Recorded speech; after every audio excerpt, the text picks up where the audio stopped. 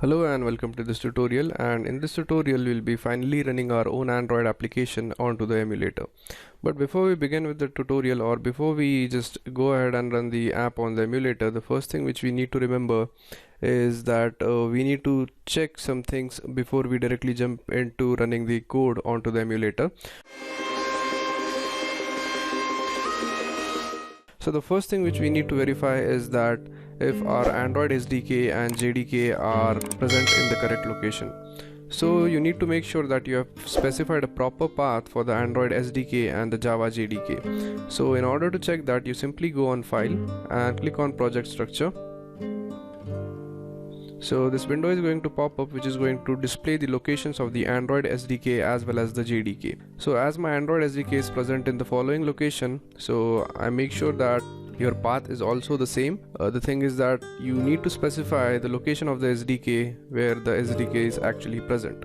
The next thing which we want to verify is that you want to verify location of the JDK, which is nothing but the Java Development Kit. So make sure that you give a proper path in these two areas or in these two text boxes, and if the proper path is not available, just simply go on this browse button and you simply select the proper path in which your JDK or SDK is present. Now once this is done, we are good to go. And now the next thing which I wanted to discuss with you guys is you also need to install one more package, which is called as the Intel Accelerator package. Now if you have gone through the default installation steps, then chances are that you might have installed Intel Emulator Accelerator, but the thing is that in order to make sure that you have already installed it, you just simply go on to this SDK manager. So this is going to pop up the SDK manager for us, and the SDK manager is basically it kinds of manages all the Android packages which we need in order to run our Android application. So for example, the Android Studio is nothing but the environment which we are going to use in order to write Android code, but the thing is that we are going to need a lot of packages and a lot of inbuilt software for building an application. So this SDK manager is going to manage everything and all the things for us, so that we don't need to worry about it and we could concentrate on coding.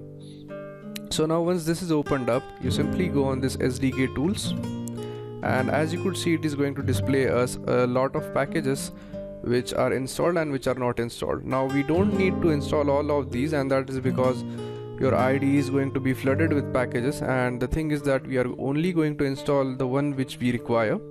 So this is the package which I am talking about, the Intel x86 Emulator Accelerator, which is also called as HAXM installer, which we need to install.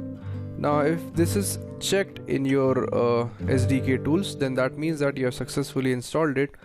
But if you find that this thing right here is unchecked, then you simply check it like this and click on OK, and it is going to download the Intel x86 Emulator Accelerator onto your computer. But there is one more issue or one more thing with this package, is that this package is not going to work unless and until the hardware acceleration is enabled on your computer. Now in order to check if hardware acceleration is enabled on your computer, you'll need to go into your BIOS settings. If you don't know how to enter into BIOS, simply when you boot up your computer, you'll get an option like if you press escape, you are going to enter into the BIOS, and inside the BIOS we have multiple settings which we could adjust. So for example, in this case we want to enable the hardware acceleration, so we simply go into the BIOS during our boot, and inside that we have an option which is called as enable hardware acceleration, and we have the option to either enable or disable it. So in this case we want to make sure that that option is enabled, so that we could use the Intel Emulator Accelerator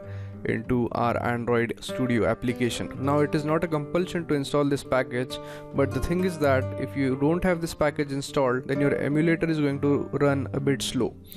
So if you install it, it's a good thing, and it is going to make your emulator much faster, so that you could execute your Android applications much more smoothly and in a good manner. So make sure that you have this package installed on your computer. Now once this is installed, we click OK, and the next thing which I wanted to discuss is about this phone. So basically it is going to give us a view in which we have our main activity screen, which is this, and it is also going to show the phone over here. But the thing is that if your screen is small, then the space on your screen is not sufficient to just fit this activity as well as the phone.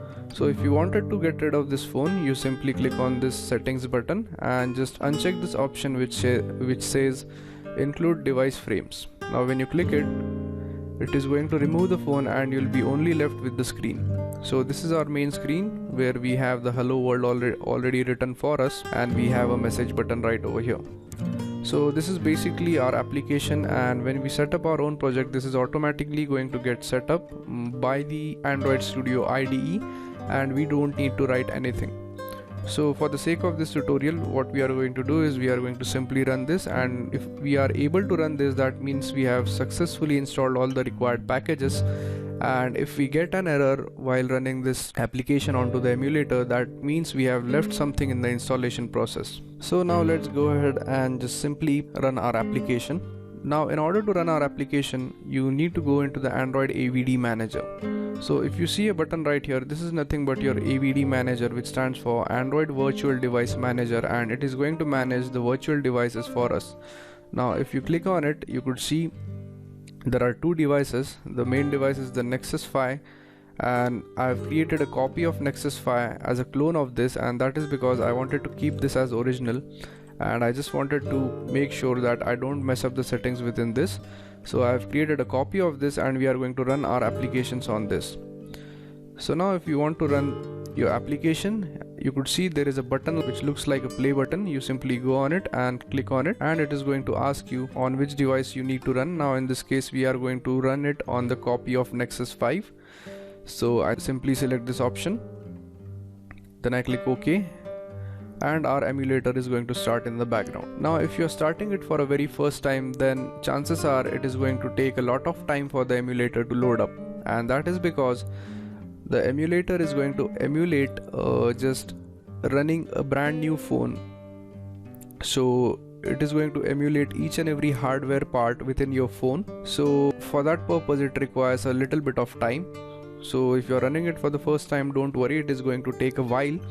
So you'll need to have a bit of patience, but when you run it for the second time, it is going to load up much faster. So as you could see, we have our emulator running, which shows us the basic Nexus phone, and it is going to boot up for us. Now the time taken by this phone to boot up also depends on your processor as well as the memory or the RAM which you are using, and it is going to load up the application for us. Now here is our application, which says my application and hello world right on the emulator. So that's how you use the Android emulator in order to run the basic Android application. So we have successfully launched our application onto the emulator, and that means that we have set up everything in a correct manner, and we have completed the installation process, and we have already installed the necessary packages which we want for our app to run perfectly. So thank you very much for watching, and I'll see you guys in the next tutorial. Thank you.